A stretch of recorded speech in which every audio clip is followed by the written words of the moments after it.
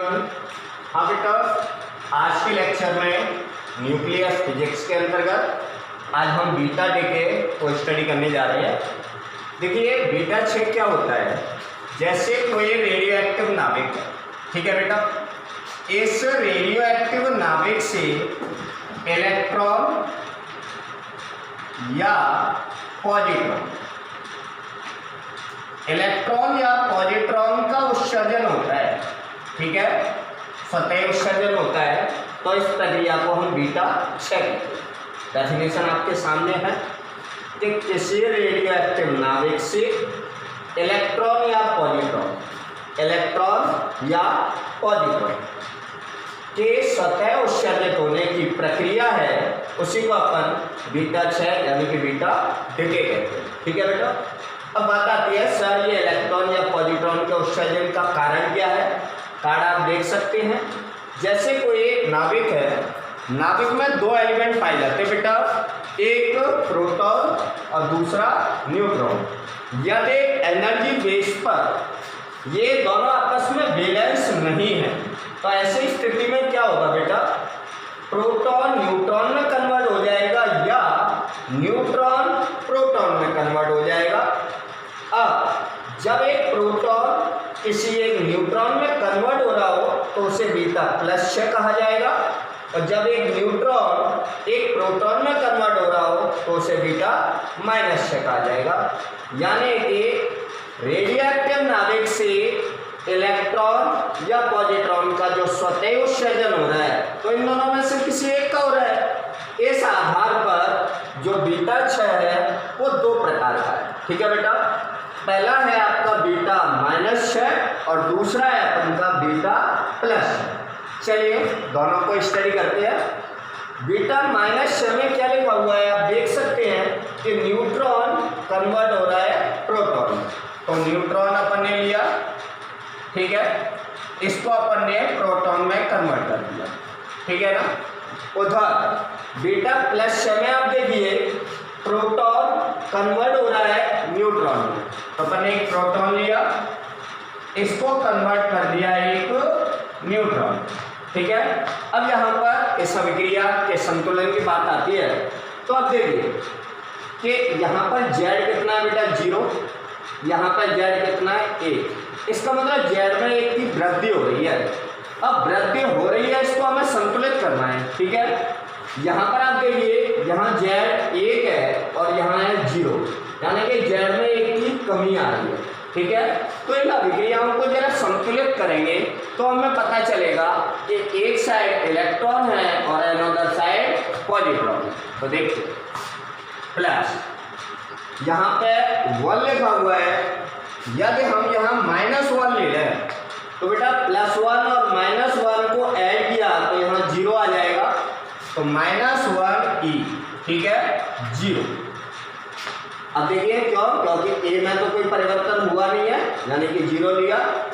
यहाँ पर अपन बात करें कि यहाँ पर Z1 है और यहाँ है 0, यदि हम यहाँ +1 ले लें, इसका मतलब है इधर Z हो जाएगा 1 और इधर भी 1, तो 1e 0, ठीक है ना। जैसा कि आपकी समझ में आ गया, यदि -1e 0 आ रहा है तो इसको अपन इलेक्ट्रॉन कहेंगे, और यदि +1e 0 आ रहा है तो इसको अपन पॉजिट्रॉन कहेंगे। क्लियर। तो इस तरीके से हम कह सकते हैं कि बीटा माइनस छेद में इलेक्ट्रॉन का उत्सर्जन होता है और बीटा प्लस छेद में पॉजिट्रॉन का उत्सर्जन होता है। देखिए यदि कंजर्वेशन लॉ, ऊर्जा संरक्षण, आगे संवेग संरक्षण, कोणीय संवेग संरक्षण आदि के आधार पर हम देखें तो ये जो अभिक्रिया है वो अनबैलेंस्ड हैं। तो एक वैज्ञानिक आया था 1930 में जिसका नाम था पाउली। इस वैज्ञानिक ने इनको बैलेंस करने के लिए एक न्यूट्रिनो हाइपोथेसिस दी। इस हाइपोथेसिस को हम अभी आगे स्टडी करेंगे।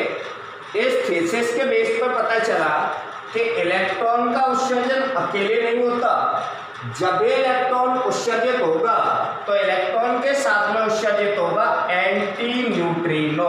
अपन न्यू लिख करके इसके ऊपर भार लगाएंगे और जब पॉजिट्रॉन का उत्सर्जन होगा तो इसके साथ में उत्सर्जन होगा न्यूट्रिनो, यानी कि केवल न्यू, यानी कि इलेक्ट्रॉन के साथ में उत्सर्जन एंटी न्यूट्रिनो और पॉजिट्रॉन के साथ में उत्सर्जन होगा न्यूट्रिनो। ठीक है ना, यानी कि जब न्यू बार लगा हो तो इसको अपन बोलेंगे एंटी न्यूट्रिनो।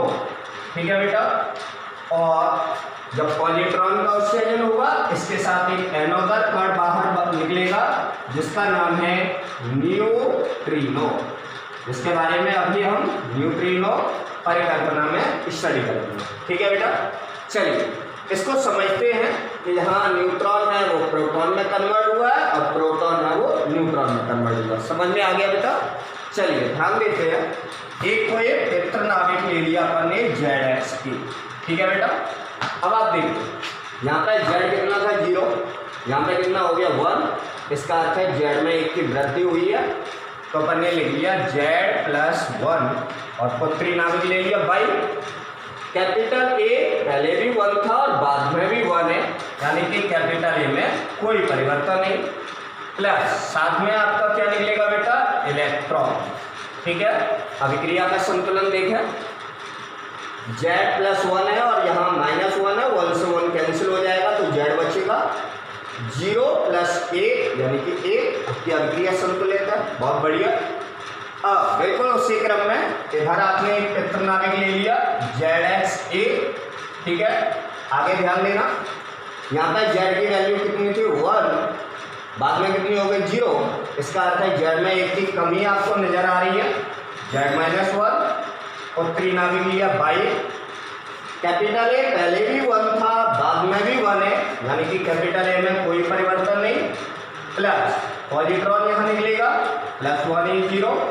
आप देख सकते हैं +1 -1 कैंसिल हो जाएगा, यानी कि आपके पास Z बचेगा और 0 + A यानी कि A रहेगा आपके सामने।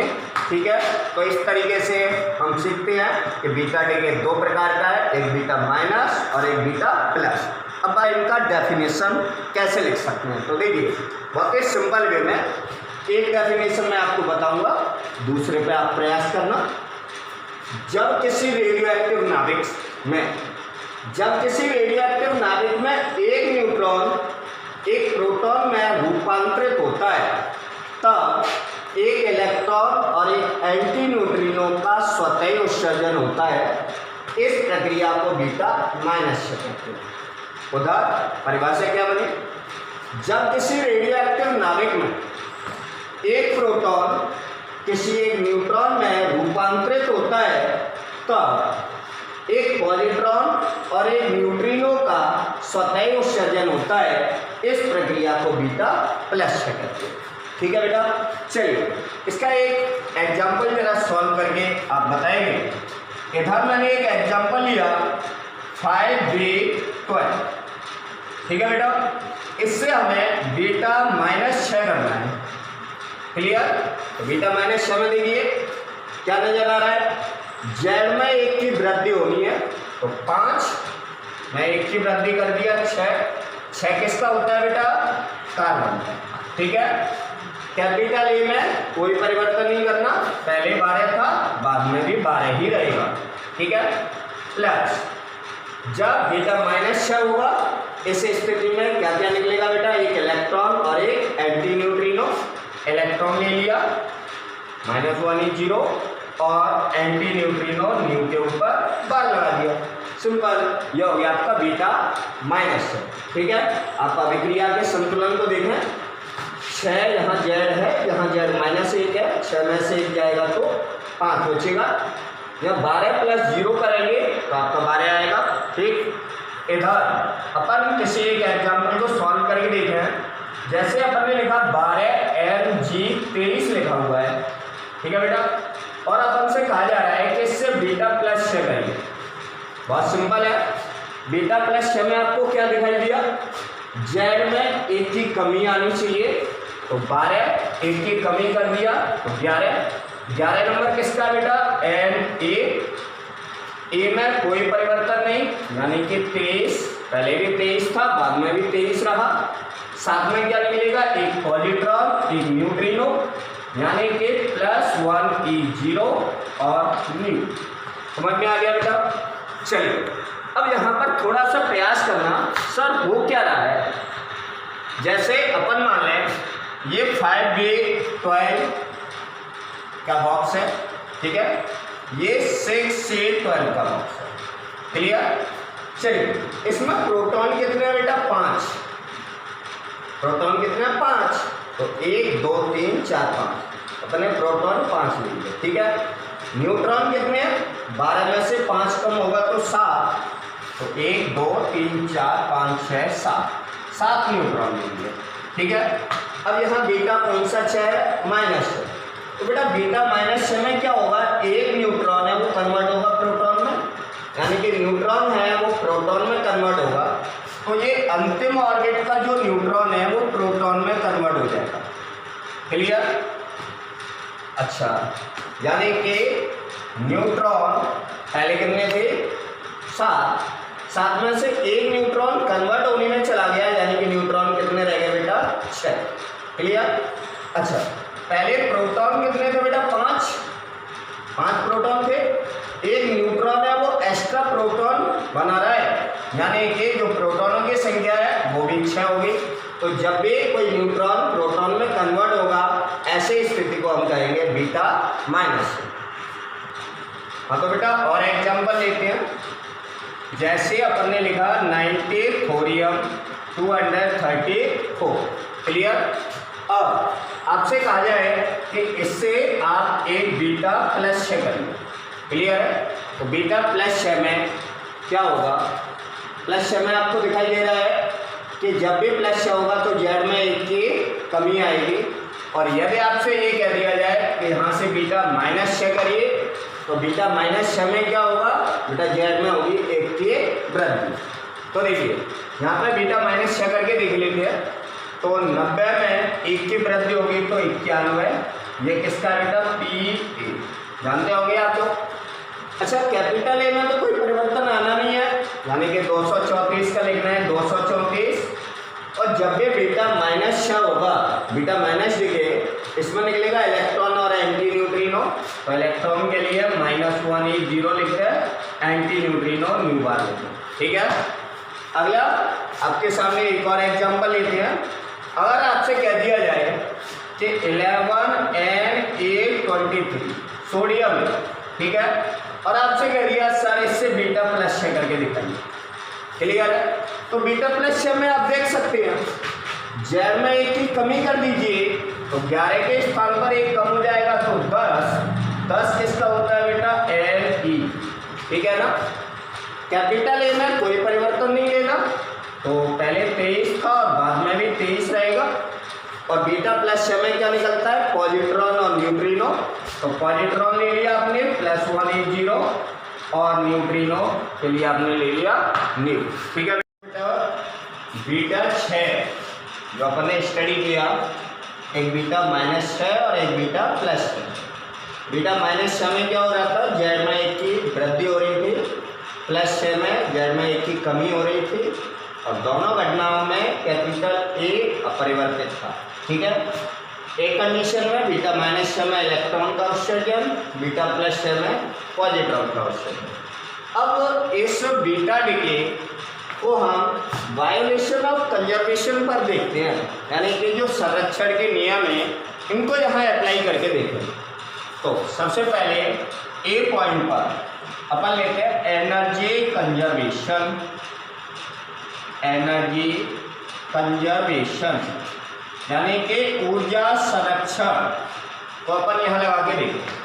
तो किसी रेडियोएक्टिव पदार्थ से जो बीटा कणों का उत्सर्जन हो रहा है, किसका बेटा, बीटा कणों के उत्सर्जन की जो संख्या है उसको लिए लेते हैं बेटा, और एक लिए लेते हैं अपन जो बीटा कण उत्सर्जित हो रहे हैं उन बीटा कणों की गतिज ऊर्जा, ठीक है। तो ऊर्जा के सापेक्ष में बीटा कणों की संख्या का एक ग्राफ बना के देखते हैं। तो बेटा ग्राफ कुछ इस तरीके से आपके सामने आता है। इस तरीके से, ठीक है। ये ग्राफ जैसे ही अपन ड्रॉ करते हैं तो ये ग्राफ अपन को बता रहा है कि जब बीटा कणों की संख्या, कुछ बीटा कण ऐसे थे जिनकी जो ऊर्जा थी वो 0 थी। अब क्या हुआ, धीरे धीरे बीटा कणों की संख्या ऊपर की ओर बढ़ने लगी, ठीक है। बीटा कणों की संख्या बढ़ने लगेगी तो इधर इनकी ऊर्जा में भी लगातार वृद्धि होने लगी, ठीक है ना। और एक स्थिति ऐसी आई कि जो बीटा कणों की जो संख्या है वो कम होती जा रही है, लेकिन उन कणों की जो गतिज ऊर्जा है वो बढ़ती जा रही है, और यहाँ पर जो काइनेटिक एनर्जी आती है वो मैक्सिमम आती है। इसका मतलब है कि बीटा कणों का जो उत्सर्जन हो रहा है इसमें जो ऊर्जा है वो इक्वल नहीं है, बराबर रूप से वितरित नहीं होती। जैसे अल्फा कणों की गतिज ऊर्जा का एक फॉर्मूला हमने पढ़ा था पिछले लेक्चर में, A-4/A/Q। तो अल्फा कणों की गतिज ऊर्जा है वो इक्वल थी, लेकिन बीटा कणों की गतिज ऊर्जा इस ग्राफ से क्लियर हो रहा है कि इक्वल नहीं है। क्या होगा, बीटा कणों की संख्या बढ़ती जाएगी और इनकी ऊर्जा भी बढ़ती जाएगी। फिर क्या है, बीटा कण जैसे जैसे कम होते जाएंगे उनके जो काइनेटिक एनर्जी वो बढ़ती जाएगी। यहाँ पे देखा जाए तो प्रैक्टिकली बेस पर हम इसको स्टडी करके देखें तो इतने भाग की जो एनर्जी है ये तो प्रैक्टिकली ऑब्जर्व हो जाती है, ठीक है ना, लेकिन इतने भाग की जो एनर्जी है ये ऑब्जर्व ही नहीं होती प्रैक्टिकली। जब प्रैक्टिकली ऑब्जर्व नहीं हो रही इसका मतलब है ये है मिसिंग एनर्जी, यानी कि ये एनर्जी मिस हो रही है। इससे हम कह सकते हैं कि जो बीटा डिके है वो ऊर्जा संरक्षण के नियम का पालन नहीं करता, ठीक है। सेकंड पेपर हम यहाँ पर देखें, यदि हम बात करें एंगुलर मोमेंटम यानी कि कोणीय संवेग संरक्षण के नियम, ठीक है। तो कोणीय संवेग संरक्षण कहता है कि जैसे एक न्यूट्रॉन है, ठीक है, ये न्यूट्रॉन कन्वर्ट हो रहा है प्रोटॉन में, क्लियर। तो न्यूट्रॉन जब प्रोटॉन में कन्वर्ट हो रहा है तो यहाँ पर एक इलेक्ट्रॉन का उत्सर्जन होगा, ठीक है। यदि अपन स्पिन में बात करें, ठीक है, स्पिन नंबर, तो न्यूट्रॉन के लिए 1.5, ठीक है, आधा ले लिया, यहाँ पर प्रोटॉन हाफ और इलेक्ट्रॉन हाफ। तो आप देख सकते हैं कि जो स्पिन है वो हाफ नंबर है, वो हाफ नंबर 2 हाफ नंबर में डिवाइड हो रहा है। इसका अर्थ है यहाँ कोणीय संवेग भी संरक्षण का नियम लागू नहीं हो रहा। थर्ड स्टेप, बीटा डिके में 2 संरक्षण नियम, ऊर्जा संरक्षण नियम लागू नहीं होता, कोणीय संवेग संरक्षण भी लागू नहीं होता। अगर हम रेखीय संवेग संरक्षण यानी कि लीनियर मोमेंटम कंजर्वेशन, तो कोणीय संवेग संरक्षण का नियम यहां पर अप्लाई करके देखें तो देखिए, जैसे अपन ने बोरॉन ले लिया 5B12, ठीक है, ये बोरॉन लिया।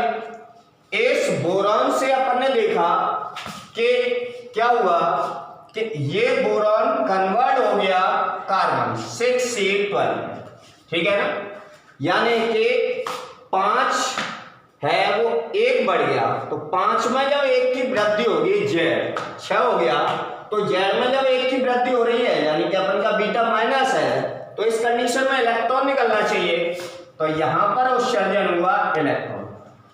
तो देखिए बेटा, जब अपन ने अल्फा 6 स्टडी किया था वहां क्या था कि अल्फा 6 में एक तो जो 92 यूरेनियम 238 था, ठीक है, इससे जब 2He4 बाहर निकल गया तो बचत थोरियम, तो ये दोनों एक तो अपोजिट डायरेक्शन में जा रहे थे, लेकिन यहाँ क्या है, कार्बन और इलेक्ट्रॉन दोनों अपोजिट डायरेक्शन में एक्यूरेटली है ही नहीं है, ठीक है, ये दोनों आपस में एक्यूरेट नहीं है। जैसे ये रहा आपका पितृ नाभिक, इससे एक इलेक्ट्रॉन बाहर निकलेगा तो ये पुत्री नाभिक बचेगा, तो ये दोनों कण एक दूसरे के अपोजिट डायरेक्शन में नहीं जा रहे।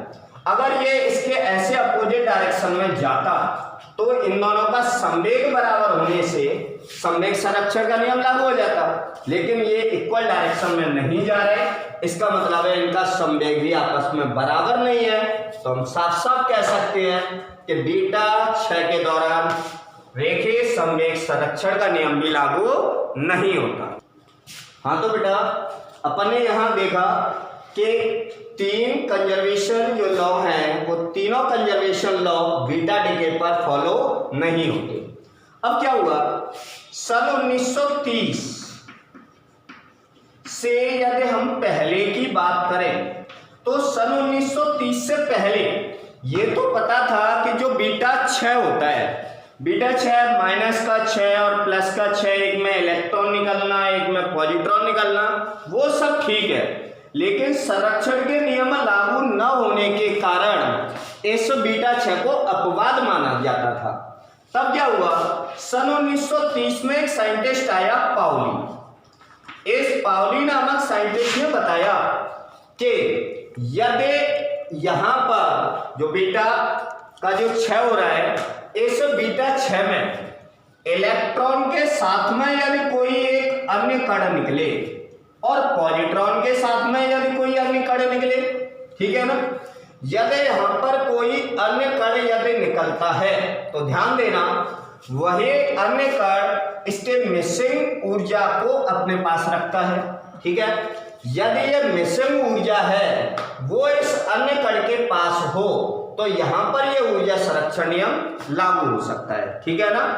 अच्छा, इस तरीके से ऊर्जा संरक्षण नियम को फॉलो किया जा सकता है। दूसरा, अगर हम कहें कि यहां पर जो कंडीशन चल रही थी, जैसे यहां पर मैंने कोई x मान लिया, ठीक है ना, कोई अन्य कण है वो इलेक्ट्रॉन और पॉजिट्रॉन के साथ में निकल रहा है, वो x है, ठीक है। तो क्या हो रहा है कि यहां पर इलेक्ट्रॉन का जो उत्सर्जन हो रहा है तो कुछ ऊर्जा इलेक्ट्रॉन के पास है, ठीक है ना, और कुछ ऊर्जा उस अन्य कण के पास में है। यहां पे x है वो एक अन्य कण के रूप में माना वैज्ञानिक पाउली ने। तो यदि कुछ ऊर्जा इसके पास है कुछ ऊर्जा इसके पास है, इसका मतलब दोनों की ऊर्जा लगभग बराबर है, तो अपन इस कंडीशन पे ले सकते हैं। यहां पे हमने कहा कि इलेक्ट्रॉन की ऊर्जा अधिक है और x के पास कोई ऊर्जा है ही नहीं है, इसका मतलब जो इलेक्ट्रॉन की ऊर्जा है वो मैक्सिमम है, अन्य कण के पास कोई ऊर्जा नहीं है, तो ये के मैक्सिमम को यहाँ ले सकते हैं। यहाँ पे हम कह सकते हैं कि इलेक्ट्रॉन का जो उत्सर्जन हुआ उसके पास कोई ऊर्जा नहीं है, लेकिन इलेक्ट्रॉन के साथ जो एक अन्य कण निकल रहा है उसके पास बहुत ऊर्जा है, तो यहाँ पे इलेक्ट्रॉन की ऊर्जा को अपन 0 ले सकते हैं। इसका अर्थ है जो ये मिसिंग एनर्जी है वो इस अन्य कण x के पास है, ठीक है ना। इस तरीके से ऊर्जा संरक्षण को समझाया।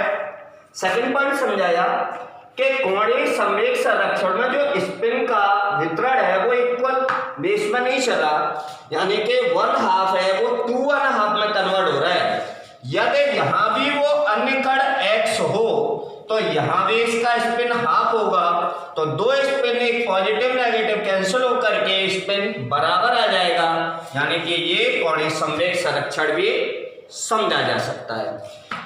इसी प्रकार अपन का रेखीय संवेग को समझने के लिए पाउली ने बताया कि इलेक्ट्रॉन के साथ एक अन्य कण जो निकल रहा है, यदि हम यहां मान लें कि ये अन्य कण x इधर निकल रहा है, तो इन दोनों का जो मैग्नीट्यूड है वो इस डायरेक्शन में यहां पाया जाएगा, और ये इसका जो संवेग p है वो इस संवेग p के इक्वल और अपोजिट होने से यानी कि संवेग संरक्षण भी यहां लागू हो सकता है।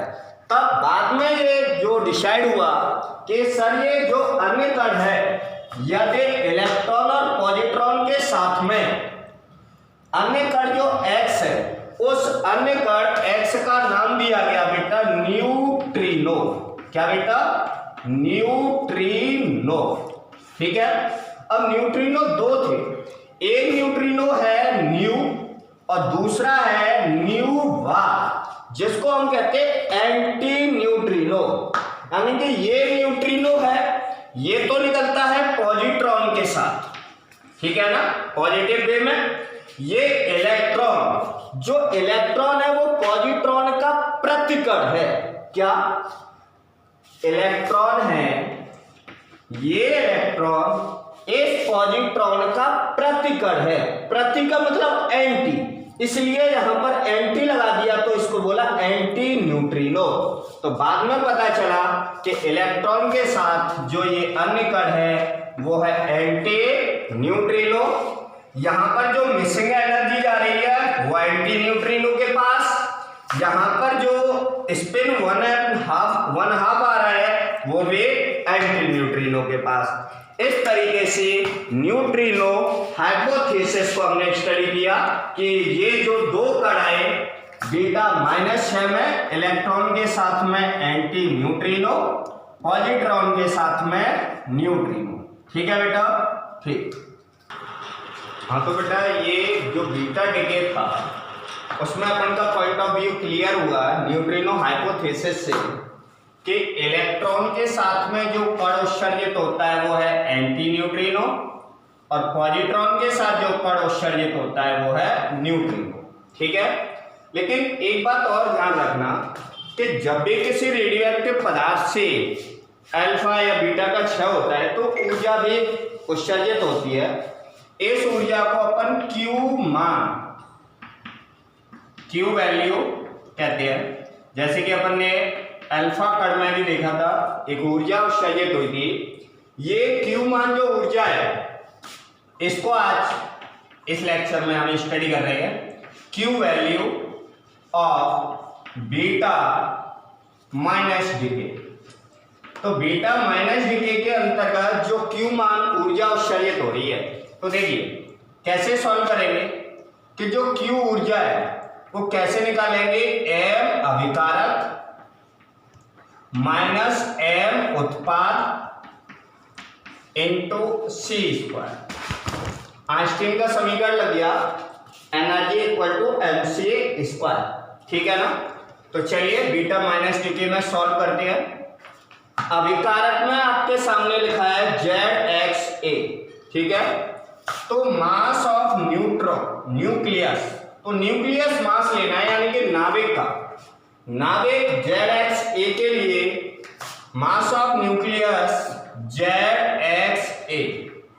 ठीक है, अच्छा माइनस, अब उत्पाद में अपन के पास दो चीजें बन रही हैं, एक तो पुत्री नाभिक और एक इलेक्ट्रॉन। तो पुत्री नाभिक का जो मास है, तो मास ऑफ न्यूक्लियस पुत्री नाभिक के लिए अपन ने लिखा Z+1/A। क्लियर, और इसमें से अपन को और माइनस करना है इलेक्ट्रॉन का मास, तो mass of electron. Clear, into कर दिया आपने सी स्क्वायर। क्लियर, यानी कि ये तो रहा अपन का अभिकारक और इधर लिया आपने उत्पाद। तो अपन ने क्या किया, अभिकारक ZXA से उत्पाद Z+1/A और इलेक्ट्रॉन दोनों के द्रव्यमान को माइनस कर दिया। लेकिन यहां पर आपने देखा हुआ है M के सफिक्स में N लगा हुआ है, ये N न्यूक्लियस यानी कि नाभिक के लिए है, यानी कि ये नाभिकों के द्रव्यमान है। इसको हम क्या करें, परमाणुवीय द्रव्यमान के रूप में परिवर्तित करना है। तो परमाणुवीय द्रव्यमान के रूप में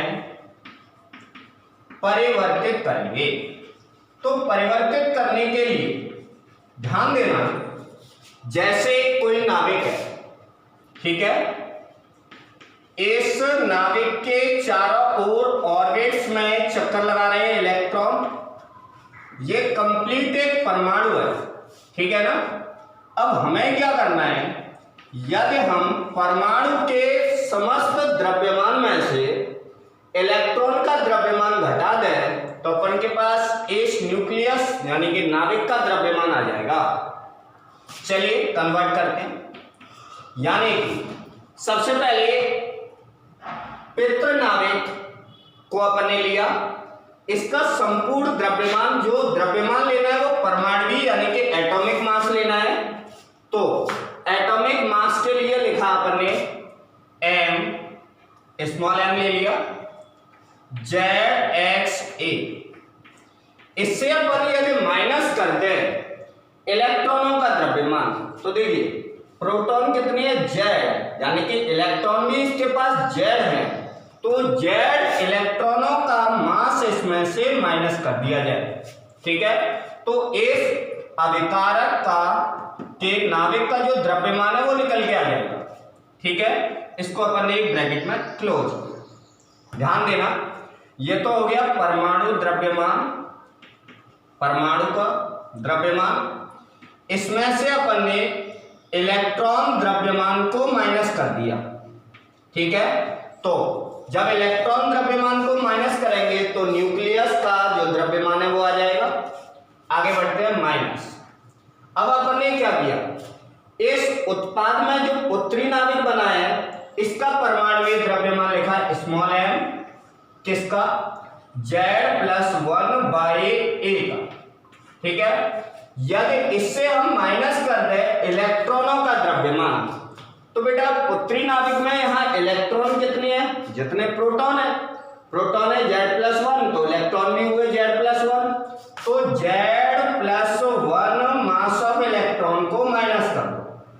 ठीक है, तो इस तरीके से उत्पाद में जो बाई बना हुआ था उत्तरी नाभिक, उसके परमाणु द्रव्यमान में से इलेक्ट्रॉन का द्रव्यमान घटा दिया, तो इस उत्तरी नाभिक के का जो न्यूक्लियस मास है वो हमारे पास निकल के आ गया। माइनस लिखा हुआ है Me।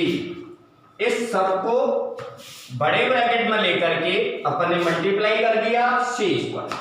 अब इसको अपन सॉल्व कर दें तो परमाणु द्रव्यमान के रूप में Q मान आपके पास सॉल्व हो जाएगा।